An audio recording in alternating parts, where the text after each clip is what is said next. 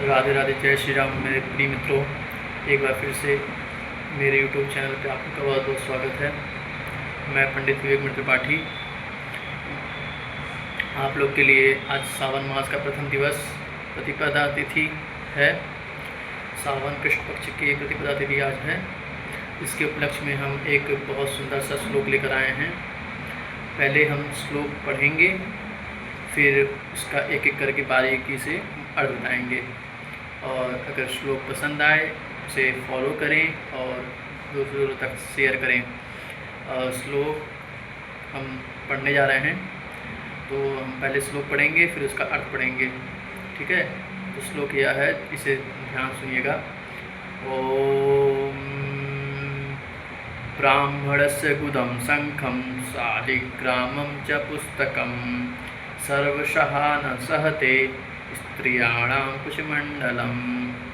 इस श्लोक का अर्थ है कि ब्राह्मणस्य गुदं शंखम, मतलब कहा जाता है, हमारे शास्त्रों में लिखा है कि ब्राह्मणों को बिना आसन के नहीं बैठना चाहिए। तो इस पहली पंक्ति का अर्थ यह होता है कि ब्राह्मणस्य गुदम, मतलब ब्राह्मणों को बिना आसन के नहीं बैठना चाहिए। कि ब्राह्मणों का गुदा जो होता है वह धरती को स्पर्श ना कर पाए, क्योंकि ये जो धरती माता होती हैं यह सब कुछ सहते हुए भी यह पांच चीज़ें नहीं सहते कभी भी। पहला जिसमें से ब्राह्मण से गुदम, मतलब ब्राह्मण का जो गुदा होता है वो धरती माता स्पर्श नहीं करती, नहीं सहती कभी, इसलिए ब्राह्मणों को कभी बिना आसन के नहीं बैठना चाहिए। दूसरा आता है शंख। तो शंख को भी ज़मीन पर नहीं रखना चाहिए। ज़मीन पर रखने से दोष लगता है, बहुत बड़ा पाप लगता है। शंख को भी, शंख के नीचे कोई कपड़ा रख सकते हैं। शंख का रखने के लिए एक आसन बिछा के रखिए, शंख के लिए किसी कपड़े पर रखिए, तो किसी न किसी चीज़ पे रखे रहिए, ज़मीन पर नहीं रखना चाहिए। तीसरा आता है शालिग्राम। शालिग्राम भगवान का एक महत्वपूर्ण विषय है कि शालिग्राम भगवान की कभी प्रतिष्ठा नहीं की जाती, इनकी कहीं प्रतिष्ठा नहीं की जाती। हमारे शास्त्रों में यह लिखा है कि हमारे शालिग्राम भगवान जो होते हैं वह चल देवता हैं, तो उनकी प्रतिष्ठा नहीं होती। वह इस घर से उस घर सभी जगह ये जा सकते हैं, आ जा सकते हैं।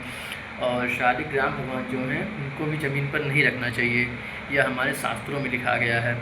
शालिग्राम भगवान जो होते हैं वह विष्णु भगवान का ही एक होते हैं, जो काले से पत्थर की तरह होते हैं, छोटे से, वो शालिग्राम भगवान कहे जाते हैं। तो शालिग्राम भगवान को भी ज़मीन पर नहीं रखना चाहिए। ये तीसरा हो गया। ब्राह्मण से गुदम शंखम शालिग्रामम चतुष्पुस्तकम। चतुष्पुस्तकम मतलब चौथा आता है वो पुस्तक। हम लोग जाने अनजाने में पुस्तक ज़मीन पर पढ़ते लिखते खेलने कूदने के चक्कर में हम लोग पुस्तक ज़मीन पर फेंक के चले जाते हैं, रख के चले जाते हैं। कहीं जाते हैं पढ़ते लिखते हैं तो ज़मीन पर रख देते हैं, ज़मीन पढ़ के बैठते हैं। तो नहीं, हमारे शास्त्रों में यह भी धरती माता कभी नहीं सहती, इसलिए हमारे शास्त्रों में लिखा गया है कि जो पुस्तक होती है उसको नीचे आसन रखना चाहिए, या आजकल स्टडी टेबल आ गया है उस पर रख के पढ़ना चाहिए, रखना चाहिए। हमारे शास्त्रों में तो रिहलना एक होता है, उस पर पुस्तकें रख के पढ़ी जाती है। तो ये हमारे शास्त्रों में यही सब दिया गया है, और हमें पुस्तक भी ज़मीन पर रख के नहीं पढ़ना चाहिए, इससे यह धरती माता नहीं सहती। और पांचवा आता है सबसे महत्वपूर्ण, जो दूसरी पंक्ति है। इसे कहते हैं, ये दूसरी पंक्ति क्या है, एक बार फिर से हम रिपीट करते हैं। सर्वशः न सहते स्त्रियाणाम कुचमंडलम, मतलब सर्वशः न सहते, मतलब जो सब कुछ सहते हुए भी, जो धरती माता, जो भूदेवी हैं, जो सब कुछ सहते हुए भी एक सबसे महत्वपूर्ण चीज़, ये 5 चीज़ें कभी नहीं सहती, जिसमें 5वें नंबर पे आता है स्त्रियाणाम कुचमंडलम। हमारे शास्त्रों में केवल पुरुषों को ही साष्टांग दंडवत प्रणाम करने का आदेश है, नियम है, ठीक है। स्त्रियों को साष्टांग दंडवत करने का प्रणाम नहीं है। मतलब स्त्रियाणाम कुचमंडलम, मतलब स्त्रियों का जो वक्षस्थल होता है, जो स्तन होता है, वह धरती माता स्पर्श ना होने पाए, वह धरती माता कभी नहीं सहती। इसलिए स्त्रियों को साष्टांग दंडवत प्रणाम निषेध है, वर्जित है।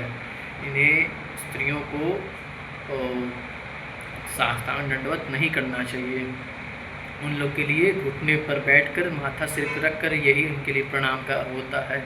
और पुरुषों के लिए हमारे शास्त्रों में कि साष्टांग दंडवत, दंड की तिल्ला जैसे डंडा होता है गिराने पर पूरा लेट जाता है, उसी प्रकार लेट कर प्रणाम करना चाहिए। साष्टांग दंडवत उसे कहते हैं। और कैसा लगा हमारा वीडियो आप लोग कमेंट बॉक्स में ज़रूर बताएं। वीडियो अच्छा लगे तो लाइक करें। आज का वीडियो बस यहीं तक। फिर अगले दिन, आज श्रावण मास का प्रथम दिवस है, फिर अगले दिन कोई ना अच्छा श्लोक अर्थ सहित लेकर आएंगे आप लोग के लिए। और चैनल पसंद आए तो लाइक करें, अगर हमारी बात को फॉलो करें और ज़्यादा से ज़्यादा शेयर करें। कोई प्रश्न हो कमेंट बॉक्स में करें और ज़्यादा से ज़्यादा चैनल सब्सक्राइब करें। राधे राधे प्रिय मित्रों, जय श्री राम, जय श्री कृष्ण, हर हर महादेव, धन्यवाद।